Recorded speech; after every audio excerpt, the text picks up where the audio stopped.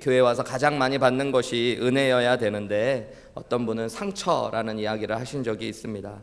안타까운 이야기지만 그것이 현실일 때가 있는 것 같습니다. 하용조 목사님, 돌아가신 하용조 목사님은 교인들에게 이런 말씀을 많이 하셨어요. 제가 설교를 들어볼 때도 왜 주는 대로 다 받고 있냐고, 사람들이 준다고 다 받는 거 아니듯이 상처 준다고 그거 있는 대로 다 받아오면 어떡하냐, 누가 주면은 받지 말고 반사해라, 이런 이야기 하셨거든요. 말은 쉬운 것 같지만 근데 쉽지는 않은 이야기 같습니다. 누군가 의도했던 의도하지 않았던 말과 행동으로 우리는 상처받고 마음을 상하게 되어질 때가 많이 있습니다. 이 땅에 또 여러 가지 어려움과 고난을 겪으며 우리의 마음은 상처받고 또 무너져 가기도 합니다. 저희는 이제 몇 주 동안 건강한 마음을 위한 말씀을 시리즈로 좀 나누었어요. 이제 이번 주가 마지막일지 다음 주가 마지막일지 모르겠지만 다음 주 안에 끝내려고 합니다. 제가 원래 성경에 있는 말씀을 이렇게 한 권 한 권을 말씀을 설명하면서 주로 설교를 하는데 몇 주 동안에는 사실은 그 좀 다른 이 마음의 내적 치유에 대한 말씀들을 나누다 보니까 저희 아내가 좀 불안한가 봐요. 그래서 언제 끝나냐고 자꾸 물어보더라고요. 그래서 왜 물어보냐고 그랬더니 이유는 안 가르쳐 주더라고요. 더 불안하게. 근데 어쨌든 이제 곧 말씀을 마치려고 하는데요. 여러분, 어쨌든 우리가 기억해야 될 건 이 땅 안에 상처가 없는 인생이 없다라는 것입니다. 왜냐하면 이 땅이 하나님의 축복과 계획에서 망가져 있다는 것들을 우리가 기억해야 되기 때문이에요. 악한 영이 이 땅을 영향력 가운데 다스리고 있을 뿐만 아니라 우리 모두가 다 죄인이기 때문에, 온전하지 못하기 때문에 상처받고 상처를 주게 되어져 있습니다. 우리가 그것을 인정할 수 있어야 되는 거예요. 우리는 흔히 상처를 받으면 우리도 모르게 누군가를 탓하고 불평하고 원망하게 되어집니다. 그리고 앞으로의 소망과 꿈도 잃어버리게 되어집니다. 상처를 받으면 우리가 그것에 적응하는 시간이 있거든요. 아픔에 적응하는 시간이. 그 적응하는 과정에서 내가 아픔을 덜 느끼기 위하여 본능적으로 다른 사람에게 책임을 전가하게 되어집니다. 이게 심리학적인 이 적응과 전가의 과정이라고 이야기하거든요. 너무 고통스러우니까 그걸 내 책임으로 하는 것들은 너무 무거우니까 누군가의 그 탓으로 모든 것을 돌려버리는 거예요. 육아가 너무 힘들면 그것이 그냥 누군가에게 책임을 돌리지 않으면 견딜 수 없으니까 남편 때문이야, 남편이 도와주지 않아서 다 이렇게 된 거야, 이렇게 생각해 버리는 거예요. 신앙생활이 힘들면 누군가에게 원인을 찾기 마련입니다. 우리 교회 목장의 누구 때문이야, 목자님 때문이야, 목사님 때문이야. 내가 그 교회만 가지 않았다면 지금 내 인생이 이렇게 나쁘진 않았을 텐데, 인생이 힘들고 어려운 일이 왔을 때 내가 공부 안 하고 내가 열심히 안 살았다는 내 책임을 받아들이기 어려우니까 부모를 잘못 만나서 그래, 내가 그때 그 일만 만나지 않았으면 하면서 우리는 누군가를 탓하고 원망해요. 그거는 누구에게나 있을 수 있는 일이에요. 근데 그러다 보면 여러분, 관계는 망가지고 하나님의 은혜는 누리지 못하게 되어지고 어떤 소망과 꿈도 꾸지 못하게 되어집니다. 요한복음 5장에 보면 베데스다 연못이라는 곳이 나옵니다. 그곳에 여러 병자들이 모여 있었어요. 유대인들은 어떤 생각을 했냐면 그곳이 어떤 온천과 같이 물이 가끔 움직일 때가 있었는데요. 그때 천사가 그곳에 와서 역사한다라고 생각했어요. 그래서 누군가 가장 먼저 들어가는 사람은 병이 낫는다라고 생각했습니다. 거기에 38년 된 병자가 있었다고 합니다. 그때 예수님께서 그에게 찾아오십니다.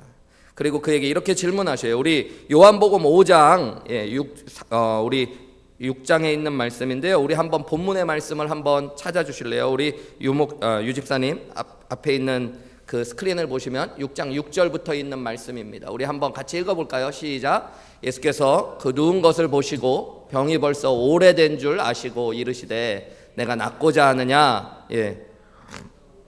여기까지만 먼저 보시면 예수님이 38년 된 병자를 보셨어요. 그리고 아셨다라는 말이 나와요. 보시고 아셨다라는. 그가 그냥 오래된 것뿐만 아니라 그의 모든 상태를 예수님이 아셨습니다. 그래서 예수님은 중요한 질문을 던지셔요. 너 낫고 싶니? 이렇게 질문하죠. 여러분, 이건 너무너무 당연한 얘기 아니에요? 그죠? 38년 돼서 낫고자 베데스다 연못가에 앉아있던 사람한테 너 낫고자 하냐라고 질문하셨어요. 여러분, 이 질문은 너 낫기를 원하느냐? 그러니까 예스 노에 대한 질문입니다. 그러니까 대답은 어떻게 나와야 되냐면 yes 아니면 뭐가 나와야 돼요? no 이렇게 나와야 돼요. 근데 이 사람은 뭐라고 이야기합니까? 7절에 병자가 대답하되, 함께 읽을까요? 시작. 주여, 물이 움직일 때에 나를 못에 넣어주는 사람이 없어 내가 가는 동안에 다른 사람이 먼저 내려갑니다. 낫기 원합니다. 아니, 저는 낫기를 원하지 않습니다. 이 얘기를 하지 않아요. 뭐 얘기해요? 다른 사람을 탓합니다. 아무도 나를 도와주는 사람이 없습니다. 이 얘기에는 오랫동안 자기의 마음에 상처가 있었던 가족들과 친지들, 그리고 주변 사람들에 대한 원망과 불평이 담겨 있는 것 같습니다. 그는 너무 당연할 것 같은데 낫고자 하는 마음이 그 안에 역사하고 있지 않았어요. 그런데도 베데스다 연못에 앉아 있는 거예요. 희한하죠. 그것이 상처받은 사람의 마음입니다. 이 사람은 60만 병들었을 뿐만 아니라 마음이 상해 있었던 사람인 것이에요. 예수님께서는 이 사람에게 너무너무 그냥 분명한 말씀을 하세요. 우리 8절 9절 말씀 한번 읽어볼까요? 유집사님, 우리 함께 읽을까요? 시작. 예수께서 이르시되 그 사람이 곧 일어나 자리를 들고 걸어가니라. 이날은 안식이니라. 너무 간단하지 않아요? 38년 동안 누워 있었던 사람에게 예수님이 하셨던 말은요, 일어나서 네 자리를 들고 너 걸어가, 이렇게 말씀하셨어요.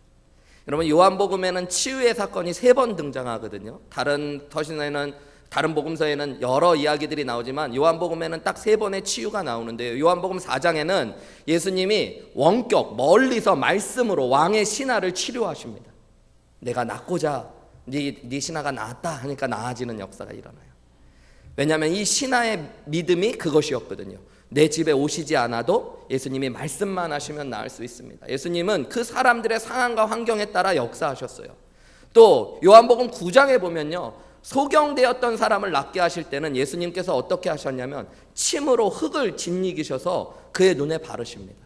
그는 오랫동안 홀로 있었고 외롭고 아무도 가까이 하지 않았던 사람에게 예수님께서 따뜻한 손길로 그를 치유하시고 회복하시는 것들을 볼 수 있어요. 근데 오늘 본문의 말씀에는 예수님 뭐라고 그러시냐면, 예수님이 네가 하라는 말을 3번 하십니다. 너 일어나, 너 네 자리를 걷어, 그리고 너 걸어가, 이렇게 말씀하십니다.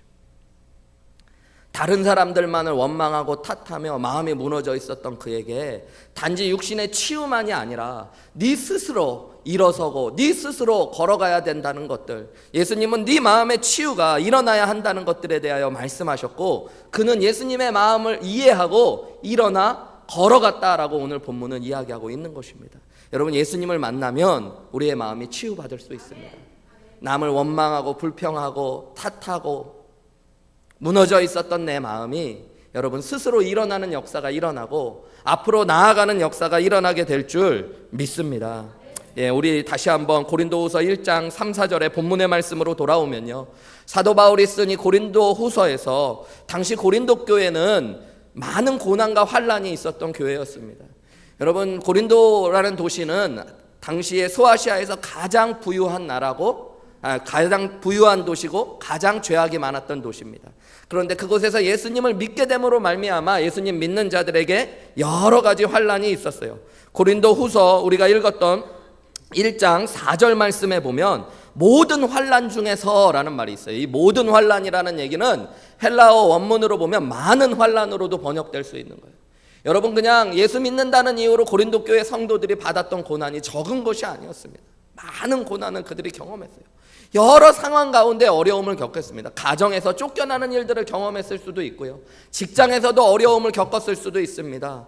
여러분, 가정이 깨어지는 일들이 있었을 수도 있습니다. 예수님을 믿는다는 이유로 여러 가지 가까웠던 사람들에게 어려움과 상처와 고난을 겪는 일들이 있었던 것입니다. 그런데 오늘 이 환난 가운데 있었던 고린도 교회 성도들을 향해서 사도 바울은 하나님의 말씀을 통해 무슨 이야기를 주고 우리에게 또한 어떤 교훈을 던져주고 있을까요? 첫 번째로 보면 여러분, 하나님의 위로를 경험하라 라고 이야기합니다. 오늘 우리 본문의 말씀을 보면요, 여러분 3절에도 찬송하리로다 그는 우리 주 예수 그리스도의 하나님이시오 자비의 아버지시오 모든 위로의 하나님이시다 라고 이야기합니다. 우리가 찬송하는 하나님은 우리가 모든 고난을 당하는데 모든 위로의 하나님이시래요. 여러분, 그것뿐만 아니라 4절에 보면 우리의 모든 환난 중에서 우리를 위로하시는 분이라고 다시 한번 강조합니다. 여러분, 이 3절과 4절의 짧은 말씀에 위로라는 말이 4번이나 등장합니다. 여러분, 고난이라는 말도 2번 등장하지만 위로라는 말은 4번이나 등장. 여러분, 많은 고난이 있지만 고린도 교회 성도들에게 사도 바울이 하는 이야기가 있어요. 우리가 바라봐야 될 것이 있는데 그게 무엇이냐면 위로의 하나님이 계시다. 하나님의 위로를 바라보라는 것입니다. 여러분, 우리의 마음에 상처가 있고 아픔이 있을 때 우리가 제일 먼저 바라봐야 될 것이 있습니다. 고통과 아픔, 그것을 묵상하지 마시고 여러분, 무엇을 바라보셔야 돼요? 하나님의 위로를 바라보시는 귀한 은혜가 있으시기를 주님의 이름으로 축복합니다. 여러분, 예수님이 이 땅에 인간의 몸을 입고 오셨습니다. 그죠? 빌립보서에 보면 그는 하나님의 본체시나 자기를 비워 종의 형체를 가지셨어요. 이 인간의 몸을 입고 이 땅에 오셨다라고 이야기해요.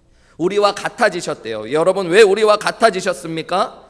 우리가 받는 고난과 우리가 받는 상처를 대신 받으시기 위하여, 우리의 죄값을 대신 치르기 위하여 오신 것입니다. 그래서 히브리서 4장 15절에는 우리에게 있는 대제사장인 예수 그리스도는 우리의 연약함을 동정하지 못하실 분이 아니래요. 그 얘기는 뭐냐면 우리의 모든 연약함을 다 뭐 하시는 분이래요? 동정하시는 분이에요. 여기 연약함이라고 나온 것은 우리의 고통과 아픔을 포함하고 있는 단어입니다. 여러분, 우리의 상처와 아픔을 예수님은 다 동정한다라는 말은 원어로 보면 똑같이 느껴주신다는 것이죠. 왜냐하면 모든 일에 우리와 똑같이 시험을 받으셨다. 고린도후서 1장 5절, 우리가 읽은 본문 바로 다음 절에는 뭐라고 나오냐면 그리스도의 고난이 우리에게 넘친 것 같이 우리가 받는 위로도 그리스도로 말미암아 넘친다 그래요. 여러분, 예수님이 넘치도록 고난을 받으셔서 우리를 위로하실 수 있는 분이에요. 여러분, 사람은 고난받고 마음이 상하면 어려울 때 사람에게 위로를 받으려고 찾아갈 때가 있잖아요. 그랬다가 상처받을 때가 있죠. 왜 상처받아요? 내 마음을 하나도 몰라줄 때가 많아요. 여러분, 내 마음을 꼭 알아주는 사람이 있으면 위로가 되겠죠. 그런데 때로는 사람들은 내 마음을 몰라줄 때가 너무너무 많아요. 제가 예전에 전도사 시절에요, 저희 교회, 제가 섬겼던 교회 목사님이 딸만 둘 있으셨어요. 저같이. 근데 제가 이제 목사님 모시고 신방도 다니고 막 그랬거든요. 이제 풀타임 사역하고 그러면 목사님 수행해서 신방 다니는데 그 교회를 몇 주 안 나온 자매님이 계셨어요. 여자 집사님이. 근데 왜 안 나오셨냐면 아들이 군대를 간 것 때문에 너무 힘드셔서 교회를 안 나오신 거예요. 아들을 너무너무 사랑하셨나요? 근데 여러분들은 지금 막 뭐 그런 일에 그러나 하고 지금 조 권사님이 놀라셨거든요. 딸만 있으셔서 모르시는 거예요. 아들 있는 분들은 이게 뭐 다 군대 가는데 요즘 군대 좋아졌다는데, 근데 이 아들 하나밖에 없는 아들이 군대 간 거예요. 너무 힘드셔서 교회를 안 나오신 거예요. 제가 신방을 목사님이랑 같이 갔어요. 목사님이 막 이제 말씀도 전해주시고 찬송도 하고 기도도 해주시고 나서 제가 한 말 같은 말을 하셨어요. 요즘 군대 좋아졌다고 그러더라. 뭘 그렇게 고생하냐. 그랬더니 이분이요, 갑자기 얌전한 분이시거든요. 소리를 지르시는 거예요. 목사님은 딸밖에 없어서 모르시잖아요. 제가 얼마나 놀랐는지 모릅니다. 제가 거기서 어떻게 해야 되나, 목사님도 어떻게 하실 줄을 모르고, 내 마음을 몰라주는 거죠. 여러분, 사람들은 그래요. 그런데 여러분, 성경은 이야기합니다. 하나님은 모든 위로의 하나님이 되어주신대요. 여러분, 하나님이 상처 입으셨습니다. 우리는 예수님의 고통만 보지만 여러분, 아들을 내어주신 분의 아픔을 아십니까? 한 성도님이 자기 아들을 잃어버리고요, 아들이 태어나서 연약한 가운데 태어났다가 세상을 떠나가는 위기 가운데 하나님 앞에 간절히 매달렸는데 아들이 세상을 떠나가게 된 거예요. 그것 때문에 너무 괴로워서, 너무 아파서 그냥 절절절 울고 있는데 하나님의 마음이, 하나님께서 자기에게 말을 거는 것처럼 느껴지는 거예요. 그 귀를 닫고 하나님 보고 싶지도 않고 하나님께 얘기하고 싶지도 않다고 그렇게 막 이야기하고 있어요. 근데 하나님이 자꾸 내가 네 마음을 위로하기 원한다, 내가 네 마음을 안다고 얘기하시고, 너무 화가 나가지고 하나님이 어떻게 내 마음을 아냐고, 내가 그렇게 괴롭고 아픈 가운데 내 아들을 살려달라고 하나님께 기도했는데 그때 하나님은 어디에 계셨고, 그때 하나님은 무엇을 하셨냐고, 어떻게 하나님이 내 마음을 아냐고 이야기하는데 그때 순간 자기의 머리를 꽝 치는 것 같은 생각이 드는데, 하나님께서 자기 아들을 죽이는 것들을 보시고 아시는 그분이라는 것들을 깨닫게 된 거예요. 여러분, 예수님이 하나님의 독생자라고 이야기합니다. 하나밖에 없는 아들을 우리를 위해 내어주신 분이 하나님이셔요. 여러분 또한 예수님이 우리와 한결같이 이 땅에 인간의 몸을 입고 고난을 경험하셨습니다. 인간의 배반과 연약함과 나약함을 다 겪으셨습니다. 수치와 고통을 다 겪어내셨습니다. 우리와 한결같이 고통을 받으셔서 우리를 동정하시고 위로하시기 위해 그 고난을 겪으셨다라고 성경은 이야기하고 있는 것입니다. 여기 본문에 나오는 위로라는 말은요, 여러분 파라클레이시스라는 말인데 이 말은 성령의 이름과 똑같은 말입니다. 예수님은 요한복음에서 보혜사를 우리에게 보내주신다고 성령의 이름을 보혜사라고 소개했는데 그 보혜사라는 말이 파라클레이토스라고 하는 위로자라는 말입니다. 여러분 또한 성령님이 우리의 위로자가 되십니다. 여러분 우리가 고난당할 때, 우리의 아픔이 있을 때 하나님 앞에 나아가시는 은혜가 있어야 됩니다. 자꾸 누군가를 탓하며 그 아픔을 묵상하는 것이 아니라, 여러분 우리가 몇 주 동안 말씀을 나눈처럼 하나님이 우리를 고아처럼 버려두시지 않겠다고 약속하셨어요. 그래서 여러분 우리가 고아처럼 그저 스스로 우리의 죄와 짐과 아픔을 끌어안고 있는 것이 아니라 내 아픔 아시는 주님께 여러분 나아가 우리의 마음의 위로를 구하는 귀한 역사가 있으시기를 주님의 이름으로 축복합니다. 내 마음을 모르세요가 아니라 주님 내 마음 아시지요. 주님 내 마음 아시지요. 여러분 그럼 주님이 내 마음을 만져주십니다. 나를 대신하여 아프셨던 그 마음으로 내 눈물을 닦아주시고 그 못자국 난 손으로 내 마음을 어루만지실 때 여러분 우리 안에 치유와 회복의 역사가 일어나는 줄 믿습니다. 그리스도의 고난이 우리에게 넘친 것 같이 우리가 받는 위로도 그리스도로 말미암아 넘치는 역사가 저와 여러분 가운데 있으시기를 주님의 이름으로 축복합니다. 두 번째로 우리가 더 크게 바라봐야 될 것이 있습니다. 오늘 4절 말씀에 보면요, 여러분 우리 한번 같이 읽어볼까요? 고린도후서 1장 4절 말씀입니다. 시작. 우리의 모든 환난 중에서 우리를 위로하사 우리로 하여금 모든 환난 중에 있는 자들을 능히 위로하게 하시는 이시다. 하나님은 우리를 위로하실 뿐만 아니라요, 어떻게 하신대요? 우리가 위로를 받음으로 말미암아 그 위로로 모든 환난, 많은 어려움과 고통 가운데 있는 사람들을 또한 어떻게 하라고 그래요? 능히 위로하게 하시는 하나님이시다라고 이야기하는 것입니다. 여러분 이게 복음의 비밀입니다. 여러분 예수님이 우리와 한결같아지셔서 고난 받음으로 우리의 위로자가 되신 것입니다.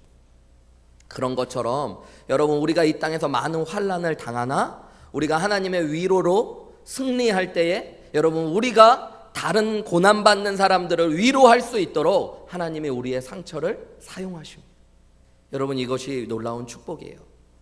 예일대 교수였고 지금은 세상을 떠나간 영성가인 헨리 나우엔이 쓴 유명한 책 중에 상처 입은 치유자라는 책이 있습니다. 그는 자기가 어느 날 장애인 선교단체에서 수양회를 인도해달라는 이야기를 듣고 말씀을 전하고 수양회를 인도하러 갔다가 그곳에서 놀라운 체험을 합니다. 중증 장애인들만 모여있는 그곳에서 당대 최고의 석학이었던 헨리 나우엔 예일대 교수가 가서 말씀을 전하는데요, 부족할 것 없는 자기가 그 사람들에게 무엇을 도와줄까 하고 갔는데요, 그곳에 있는 동안 그가 자기의 마음에 있는 상처가 치유받고 위로받는 역사를 경험해요. 그 아프고 힘든 사람들의 모습을 보고 그들이 자기에게 건져주는 말을 들으면서 자기의 마음이 막 치유되는 것들을 경험합니다. 그러면서 그가 학교를 관두게 되어지고요, 그 중증 장애인들이 있는 공동체로 들어가서 생활하게 되어집니다. 사람들은 대단하다라고 이야기했어요. 그 좋은 대학에 교수의 직을 버리고 당신이 그 아픈 사람들을 돕기 위하여, 어려운 사람들을 돕기 위하여 장애인 시설에 들어갔다라고 이야기했지만 헨리 나우엔은 이야기합니다. 내가 그들에게 치유받고 회복되기 위하여 그곳에 들어갔다. 그곳에는 수십 명의 상처받은 예수님들이 계시다고 이야기합니다. 여러분 이것이 복음의 비밀이에요. 우리가 상처받았지만 그 상처를 우리가 끌어안고 불평과 원망만 하면, 하나님의 은혜도 경험하지 못하게 하며 하나님이 주시는 꿈과 소망을 이루지도 못하게 하며 낮은 자존감으로, 분노로, 원망으로 우리의 인생이 망가지지만, 여러분 우리의 고통과 상처를 하나님 앞에 내어드리면 하나님께서 우리를 위로하시고 우리가 온전한 모습으로 위로되었을 때 그 위로함으로 다른 사람을 위로하게 하시는 하나님의 사명과 축복이 우리에게 주어진다는 것입니다. 여러분 이것이 복음의 비밀이에요. 영국 빅토리아 여왕 시대에 출산을 앞둔 한 신하의 아내가 유산을 하였다는 소문이 퍼졌습니다. 그리고 이 여인이 삶의 의욕을 잃고 죽음을 생각하고 있다는 소문이 들렸다고 해요. 남편도 위로가 안 되고, 권력자였던 남편도 어떤 위로가 안 되고, 어떤 선물도 위로가 안 되고, 곧 그 여인이 죽을 것 같다라는 소문만 들렸습니다. 근데 어느 날 이 빅토리아 여왕이 이 여인을 찾아갑니다. 아주 짧은 방문이었는데 이 여인이요, 너무 밝은 모습으로 회복되어졌어요. 사람들이 너무너무 궁금했어요. 도대체 여왕이 무엇을 주고 갔을까? 무슨 말을 했을까? 나라의 한 부분을 띄워주기라도 했다는 말인가? 라고 궁금해했어요. 그리고 그 여인에게 물어봅니다. 여왕이 와서 당신에게 무슨 말을 했고 어떤 일을 했습니까? 그랬을 때 이 여인이 이야기하는 거예요. 여왕님이 오셔서 제 손을 잡고 딱 한마디의 말씀만 했습니다. 당신의 마음이 어떤지 내가 압니다. 근데 그때 안 거예요. 1년 전쯤 여왕님도 나와 똑같은 모습으로 아이를 유산했다는 것들이 깨달아져요. 그 순간 여왕이 잡은 내 손을 통해서 자기의 가슴을 짓누르고 있었던 고통이 깨끗하게 사라지는 것 같은 것들을 경험한다. 여러분, 이것이 예수님이 우리에게 주시는 놀라운 복음의 비밀이고 치유의 은혜입니다. 여러분, 내가 고통받은 것들 주님 앞에 치유받을 뿐만 아니라 그 치유로 말미암아 다른 고통받는 사람을 위로하고 하나님 앞에 회복시키라고 하나님이 우리를 부르신 것입니다. 여러분, 아이들 키우다가 힘든 일 있으시죠? 애들 키우는데 힘든 일을 겪는 우리 젊은 엄마들이 있잖아요. 여러분, 근데 여기 계신 조금 연세 있으신 분들 중에는 그 일들을 다 겪으신 분들이 계시잖아요. 여러분도 어려우셨잖아요. 여러분, 근데 주님 앞에서 주님이 나를 위로해 주시고 축복해 주셔서 지금 많은 은혜를 경험하고 있다면 여러분, 지금 힘든 엄마들을 찾아가서 위로해 주셔야 돼요. 상처가 치유되지 못한 사람들은 가서 위로해 주러 갔다가 이상한 얘기만 하는 거예요. 지금은 좋아진 줄 알아. 나 때는 뭐 누가 남편이 거들떠도 안 봐줬어. 막 괜히 그런 얘기 상처만 더 나게 하고 그러죠. 진짜 위로를 경험한 사람은 하나님의 위로가 자기 안에 채워져서 다른 사람을 위로하게 되어지는 거예요. 내가 그 마음 알아. 나도 힘들었어. 나도 많이 아팠어. 그런데 하나님 앞에 매달리고 했을 때 하나님이 만져주시는 게 있더라. 힘내. 많이 힘들지. 여러분, 이게 공감의 언어인데 이게 위로의 능력입니다. 예수님이 우리와 같아지신 이유가 이 공감 때문이에요. 안다. 뭐뭐 했지. 여러분, 아이가 학교에서 엄마 나 오늘 선생님한테 혼났어. 그럼 공감 능력이 뛰어난 부모는 뭐라 그러냐면 너 많이 힘들었겠다. 너 많이 창피했겠다. 이렇게 되거든요. 너 뭐 잘못했어. 뭐 이런 게 아니라 공감 능력이 다 감정이라고는 없는 사람들이에요. 예. 엄마 나 오늘 학교에서 칭찬받았어. 그럼 어떻게 해야 될까요? 너 되게 좋았겠다. 이렇게 나와야 돼요, 여러분. 근데 뭐 또 잘난 척 하지 마. 여러분, 아내가 집에 왔더니 힘들게 소파에 누워서 자고 있어요. 그럼 어떻게 해야 될까요? 자기 피곤하구나 이런 거 안 돼. 깨우면 혼나요, 여러분. 어떡하지? 공감 능력이 뛰어난 사람 이불을 덮어주셔야지. 거기 옆에다가 할 수 있으면 핸드폰 위에다가 자기 많이 피곤하지 오늘 저녁은 하지마 나가서 먹자 뭐 이런 거 하나 써붙여 놓고 그럼 그 공감 능력이 뛰어나는 거잖아요. 써붙여 놓고 그렇게 하셔야지. 제가 그런다는 얘기를 하는 건 절대 아니에요. 근데 가셔가지고 뭐 하는데 남편이 들어왔는데 뒤집어 자고 있고 피곤하게 뭘 피곤하다고 내가 얼마나 힘들었는데 밥은 차려놨는데 이게 여러분 그러니까 망가져. 다 상처들만 가득해서 공감 능력은 다 떨어져가지고. 얼마 전에 이번 주에 이 말씀을 막 묵상하고 있는데 제 아내가 제가 아침에 막 요즘 이번 주 일주일 내내 막 감기 기운이 막 으슬으슬 오고 그랬거든요. 근데 우리 희정이가 몇 주째 이 기침이 안 멈추고 감기가 있었거든요. 근데 그 막 춥기 전날 제가 우리 애가 뭐 햄버거 사달라고 그래서 희정이만 데리고 햄버거 사러 갔다 왔는데 얘가 계속 기침하는 거예요. 저는 제 몸을 귀하게 여기는 게 아니라 성도님들이 제가 막 기침하고 그러면 말씀에 장애받으니까 안 되는데 막 불안한데 근데 그 다음날부터 막 으슬으슬 추운 거예요. 근데 확 아프면 차라리 막 약 먹고 그럴 텐데 이거 왔다 갔다 하는 거예요. 감기 기운이 왔다 좀 약 먹으면 낫다 막 이렇게 왔다 갔다 해서 너무 추워가지고 아내한테 여보 난 진짜 너무 감기 옮는지 너무너무 추워 아파. 희정이가 어저께 나랑 같이 차 타고 가더니 아팠어. 그런데 우리 집사람이 그럼 여보 어떡해 당신 참 걱정된다 이러면 좋을 것 같은데 하루 잠깐 애 차 태워주고 그런다고 자기는 매일같이 희정이랑 타고 가는데 뭐 이런 얘기 하는 거예요. 그 제가 그냥 저 공감 능력이 떨어지는 여자 같으니라고 그렇게 하려고 그러다가 또 가만히 생각하니까 마음에 상처가 많았겠다. 여러분, 하나님께서 우리를 위로해 주셔요. 하나님의 그 위로 때문에 우리가 여기까지 온 것입니다. 여러분, 미러키 침례교회 오시기 전에 힘든 교회 다니셨던 분들도 계셔요. 그때 너무너무 아팠대요. 힘들었대요. 그러면서 어떤 분들은 여전히 누군가를 탓하고 원망만 하고 있다면 여러분, 그 상처가 아직 치유되지 못한 것입니다. 하나님이 그래도 좋은 교회로 보내주셨잖아요. 그죠? 예, 그렇다면 이제 치유받으셔야죠. 회복해야죠. 그리고 우리 교회에 와서 상처받는, 교회 때문에 힘든 분들이 보이면 그분들에게 위로가 되셔야 되는 거예요. 여러분, 하나님은 우리의 상처로 끌어안고 있으라고 하지 않으시고 다른 사람을 위로하고 치유하는 치유자로 세워주시겠다고 오늘 말씀하시는 것입니다.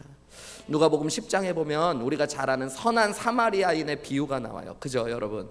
예, 어떤 사람이 예루살렘에서 내려가는 길에 강도를 만나 거의 죽어갔다고 그래요. 근데 제사장이 내려가다가 그 사람을 보아요. 근데 죽은 사람 같으니까, 죽은 사람을 만지면 부정하게 되어지고, 우리가 레위기 말씀을 요즘 생명의 삶으로 큐티하는데 제사장들은 죽은 사람을 만지지 말라라는 율법이 있잖아요. 그러니까 피하여 갑니다. 조금 있다 레위인도, 또 조금 있다 서기관도 피하여 갑니다. 그런데 누가? 사마리아인이. 여러분, 당시에 사마리아인은 유대인에게 멸시받고 모욕받았던 사람입니다. 대우받지 못하고 그 유대인들로부터 상처받았던 사람이 바로 사마리아인입니다. 근데 그 사람이 여러분, 자신을 상처 주었던 사람에게 똑같은 상처를 주는 게 아니라 상처받고 있는 그 사람을 향해 치유자가 되어서 그를 위로하고 치유해 주었다는 이야기가 선한 사마리아인의 비유입니다. 예수님은 그 말씀을 통해 내가 그런 상처받은 사람으로 너희를 치유했고, 그리고 너희도 그와 같이 하라라고 말씀하시며 우리도 다른 사람을 그렇게 사랑하며 치유하라고 말씀하십니다. 여러분, 사랑이 무엇입니까? 그냥 내가 좋은 것들, 내가 하고 싶은 것들 즐기고 함께 나누는 것만이 사랑이 아니라, 여러분, 내 아픔과 상처를 같이 나누며 다른 사람의 아픔을 끌어안아 줄 수 있는 것이 사랑인 줄 믿습니다. 그래서 여러분, 로마서에서는 교회를 향해 뭐라고 이야기하면 교회 공동체는 우는 자들과 함께 울고 웃는 자들과 함께 웃는 곳이라고 이야기합니다. 여러분, 저는 우리 미러키 침례교회가 하나님께서 받은 모든 위로로 말미암아 위로로서 모든 환난 가운데 있는 사람을 위로하는 귀한 역사가 일어나는 교회 되시기를 주님의 이름으로 축복합니다. 상처받은 치유자가 되는 거예요. 우리는. 상처가 없었던 사람은 여러분 치유할 수 없습니다. 누군가를. 제가 청년 사역했던 수도교회라는 교회에서 청년부 회장을 연속으로 처음에 자매들이 했었어요.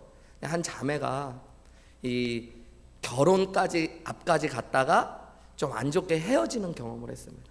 누가 봐도 너무너무 힘든 경험을 했어요. 뭐 자세히 얘기하기에는 좀 그럴 수 있는 일이지만 너무너무 아픔을 겪은 자매가 있었어요.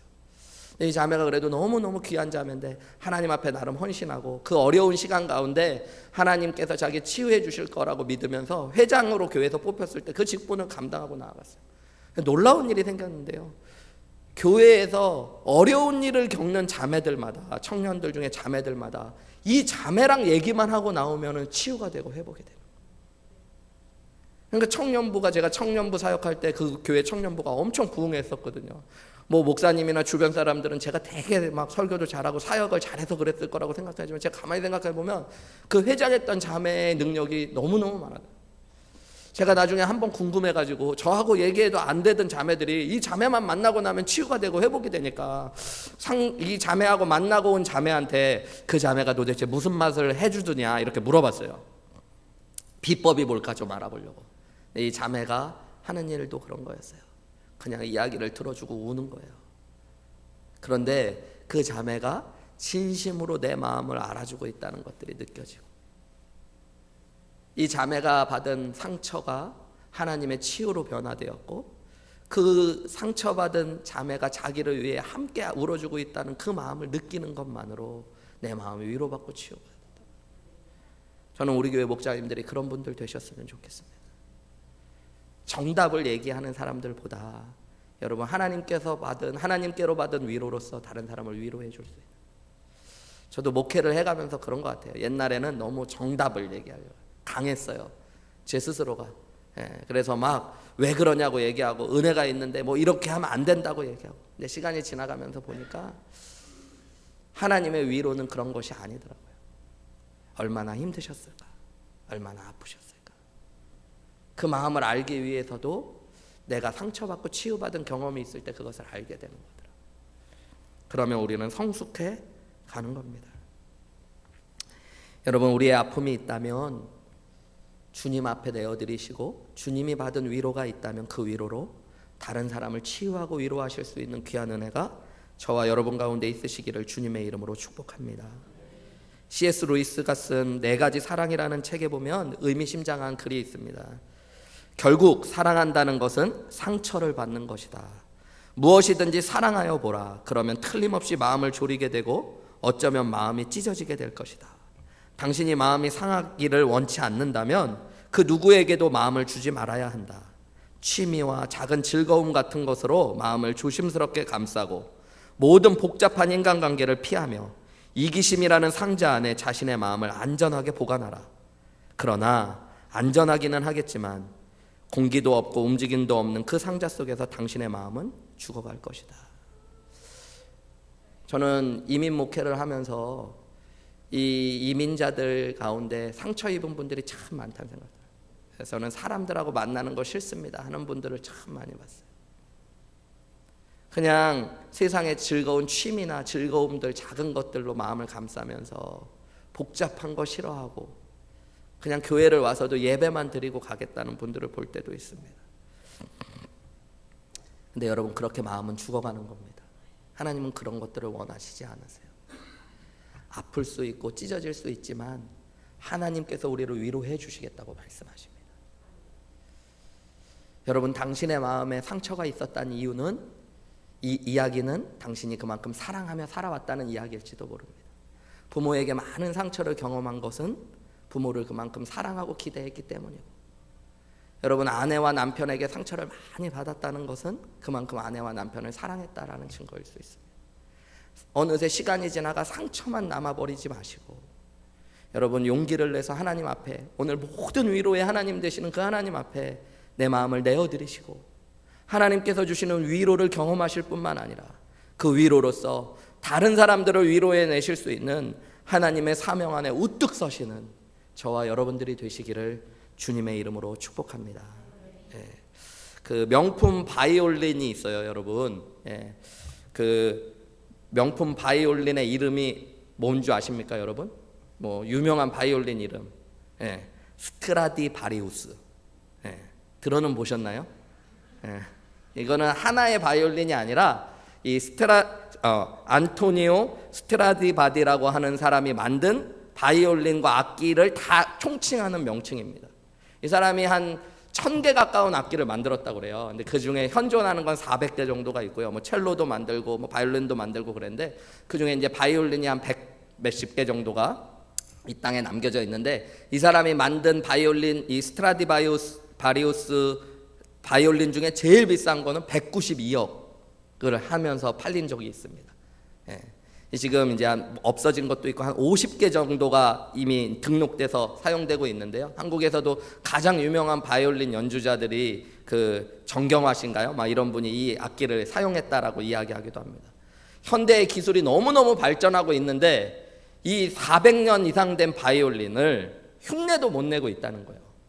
저는 한 번도 뭐 음악에 그만큼 관심도 없고 그런 좋은 악기를 다루는 사람의 연주를 들은 적도 없는데, 음악을 아시는 분들은 똑같은 연주자가 연주를 해도 이 스트라디바리우스 바이올린으로 연주하는 음악은 사람의 마음을 막 움직인다는 거예요.